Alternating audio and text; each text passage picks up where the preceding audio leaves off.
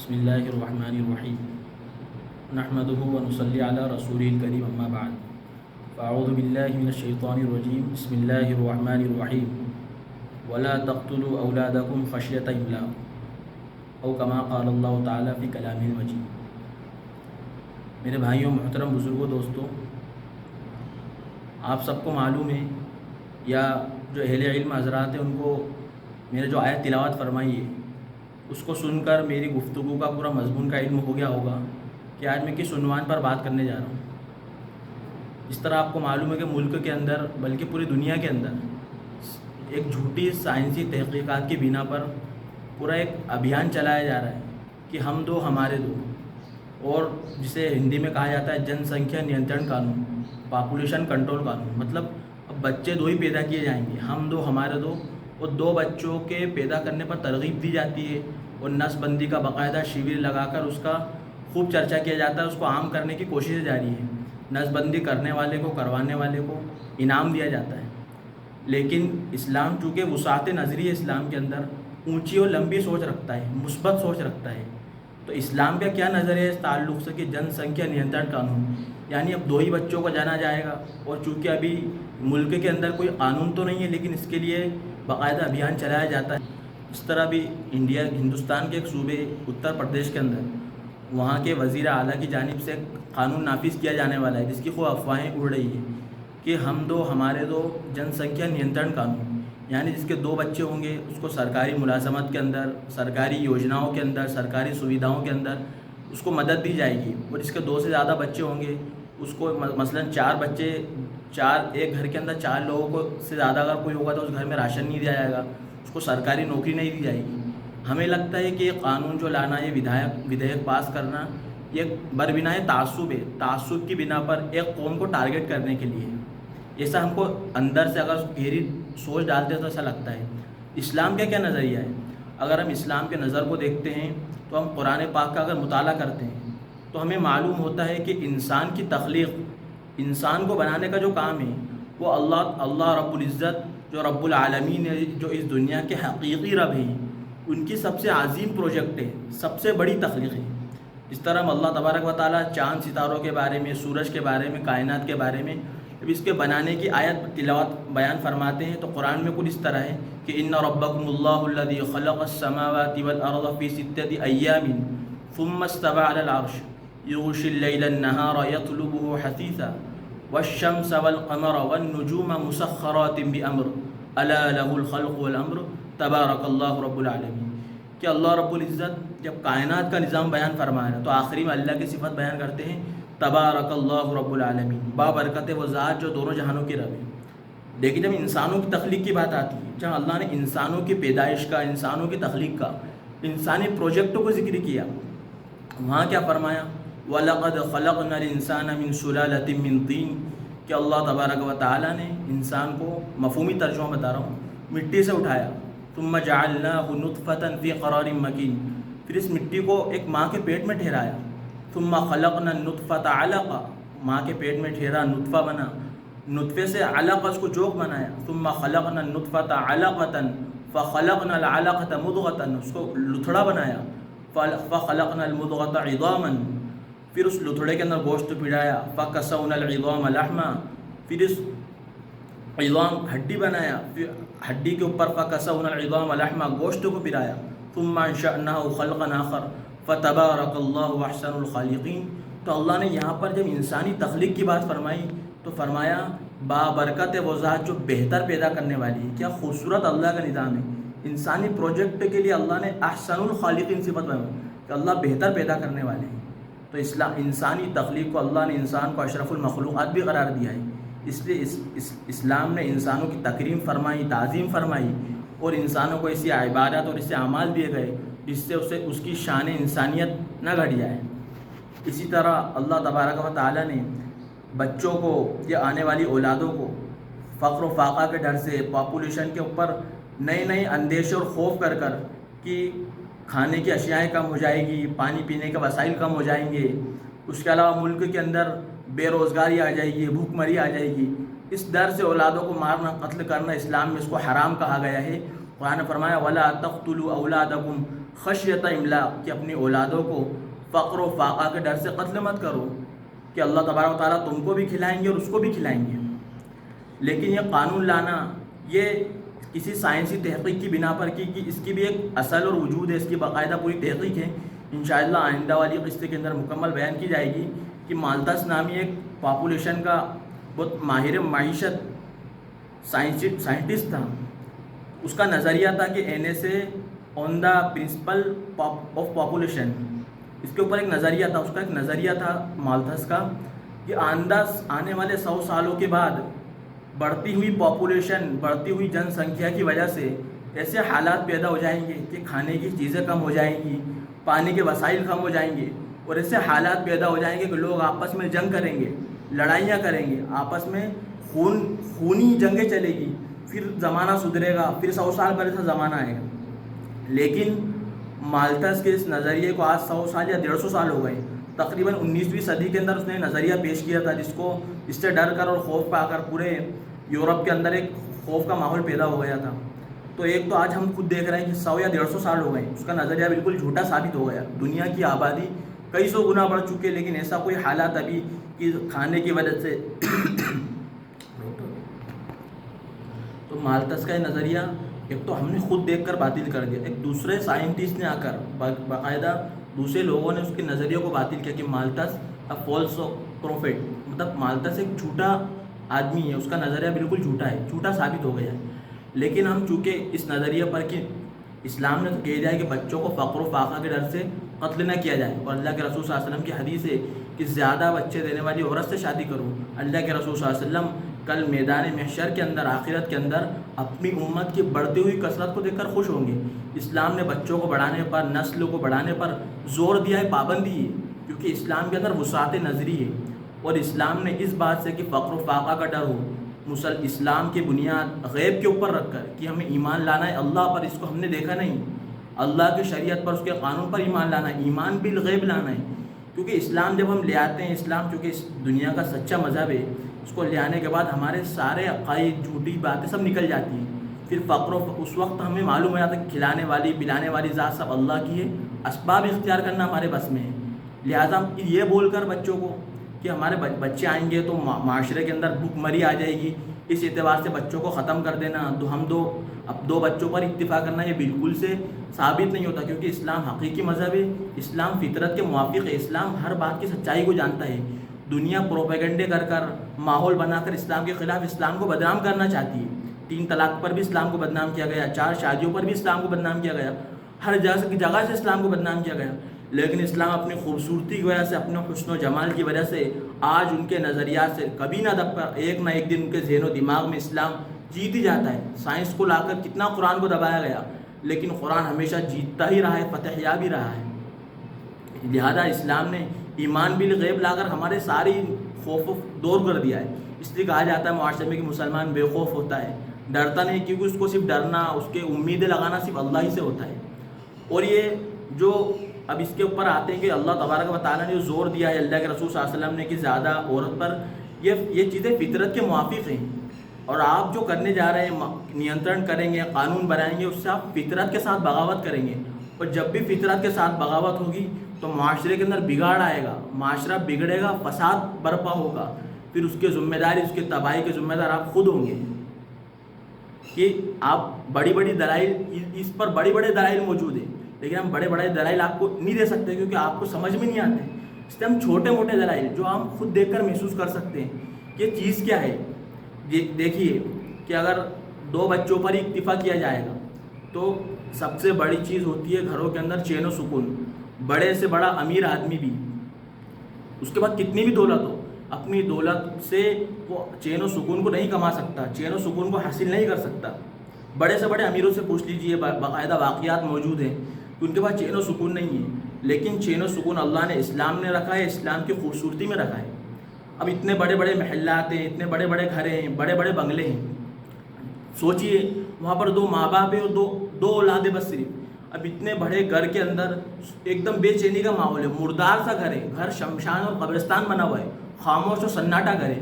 پھر اس کے بعد بیماریاں ہو رہی ہیں, ڈپریشن میں جا رہے ہیں, سوچ و وچار کر رہے ہیں, ڈاکٹروں کو ہاسپٹلس کے اندر جا کر بڑے بڑے لاکھوں روپے ٹینشن کو دور کرنے کے لیے برباد کر رہے ہیں، نیند کی گولیاں کھا کے سو رہے ہیں، کیونکہ گھروں کے اندر سکون نہیں ہے. اور گھروں کے اندر سکون چین کب آتا ہے؟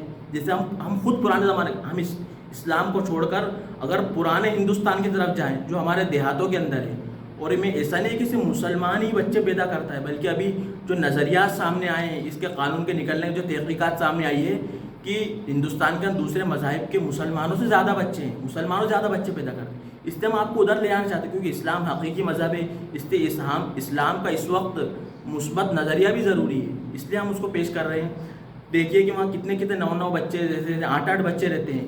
گھر چھوٹا سا گھر ہے لیکن ایک چہل پہل کا ماحول ہے. گھروں کے اندر چلت فرت ہے، ہنسی ہے، مذاق ہے، خوشی ہے، کھیل کا ماحول ہے، کہیں غم ہے. تو ان سنگموں کے اندر آدمی ان میں لگ کر اپنے ٹینشنوں کو بھول جاتا ہے، اس کو سکون ملتا ہے بچوں سے مل کر. دوسری بات سمجھیے، آپ کے گھر میں 2 ہی بچے ہیں، ایک باپ کو کم سے کم اتنی اولاد تو ہو کم سے کم مر جائے تو اس کی میت کو لے جا کر، یہ کوئی میں اپنی نظریاتی بات کہہ رہا ہوں کہ باپ مر جائے تو کم سے کم 4 بچے تو ہونا جو اس کو کاندھا دے کر اس کو آخری مقام تک پہنچا سکے.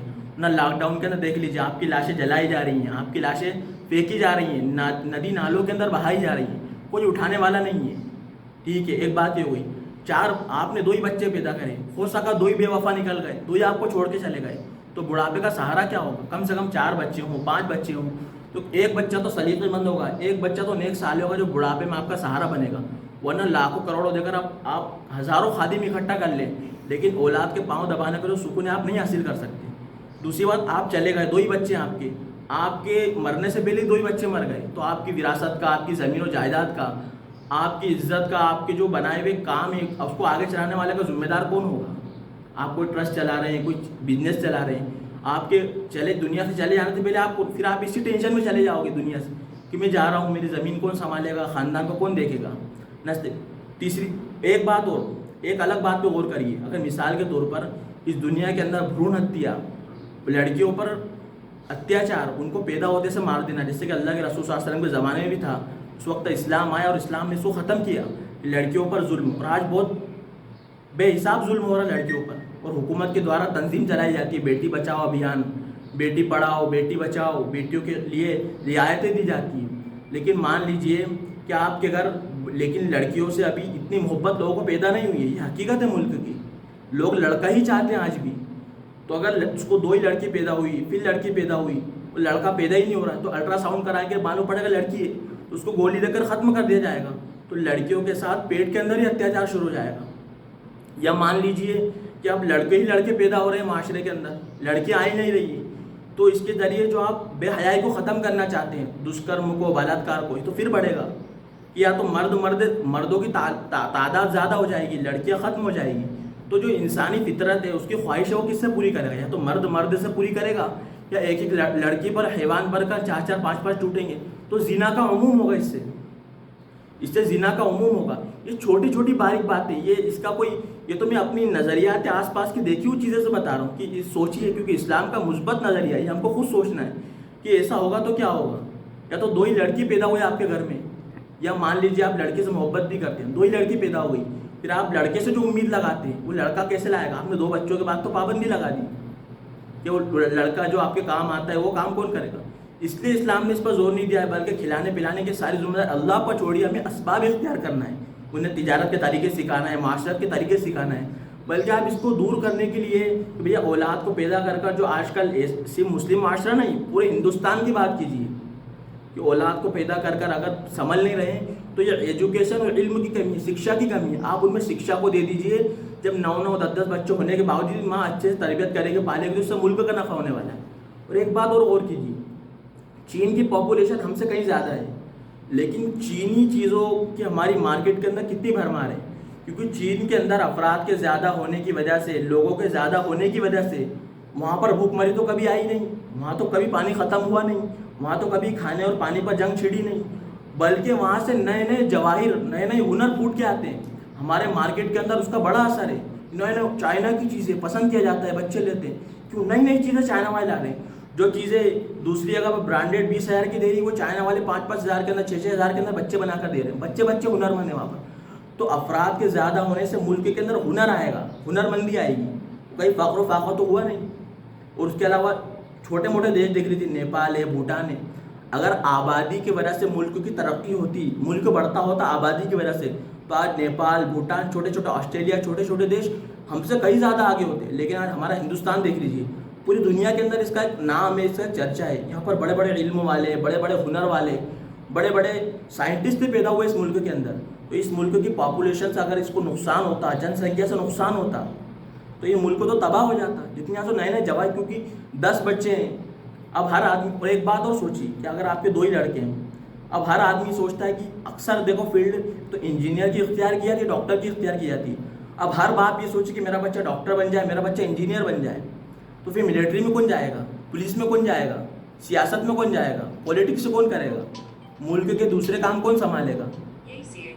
ملک کے دوسرے کام کون سنبھالے گا؟ ملک کی وزارت کسانی.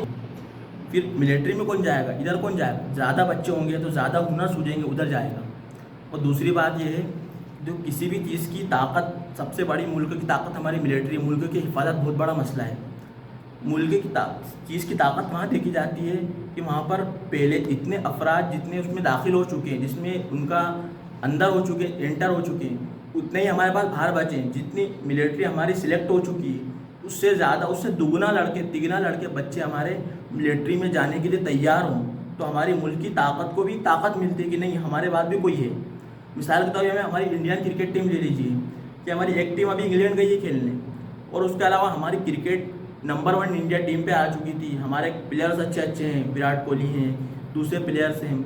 اتنی مضبوط ٹیم ہے، IPL ہوتا ہے ہمارے ملک میں. ہمارے ملک کے کرکٹ کو بہت عظیم مانا جاتا ہے. ملک کی کرکٹ کی طاقت ہے کہ دیکھو اتنی طاقت ہے ہمارے ملک کے کرکٹ میں کہ ایک ٹیم انڈیا میں جا کر، انگلینڈ جا کر کے کھیل رہی ہے.